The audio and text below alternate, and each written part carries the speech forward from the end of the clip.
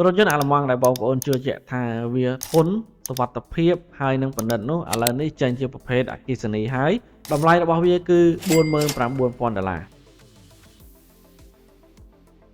សម្រាប់បងប្អូនដែលកំពុងស្វែងរករថយន្តអគ្គិសនីដែលមានគុណភាពខ្ពស់និងប្រណិតតម្លៃសមរម្យ Mercedes-Benz CLA Class EV ឆ្នាំ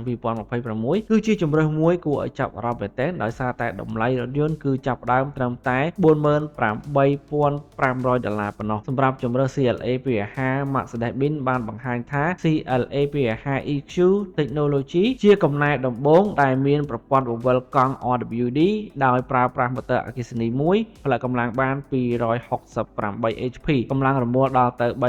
334 Nm Mercedes បានប្រាប់ថាវាអាចស្ទុះពី0ទៅ100ចាយពេល 6.6 វិនាទីហើយប្រើប្រាស់ថ្មទំហំ85 kW អាចបើកបរបានរហូតដល់602 km តាមការប៉ាន់ស្មានពី EPA លក្ខណៈស្តង់ដាររួមមានជាមួយនឹងប្រព័ន្ធ Navigation មានកៅអីមុខងារក្តៅត្រជាក់ Memory Seat ហើយនឹងដំបូលកញ្ចក់ Panoramic ជាមួយនឹងប្រព័ន្ធសុវត្ថិភាពជាច្រើនទៀតជម្រើស CLA 3.5 Formatic បើបងប្អូនចង់បានកម្លាំងបន្ថែមគឺត្រូវតែជ្រើសរើសយក CLA 3.5 Formatic នេះហើយដោយសារតែវាមានជាមួយនឹងម៉ូទ័រ2ខាងមុខនិងខាងក្រោយផ្ដល់សមត្ថភាពបើកបរ All Wheel Drive កម្លាំងសរុបរបស់វាគឺ349 HP និងកម្លាំងរមុល515 Nm វាអាចស្ទុះពី0ទៅ100ត្រឹមពេល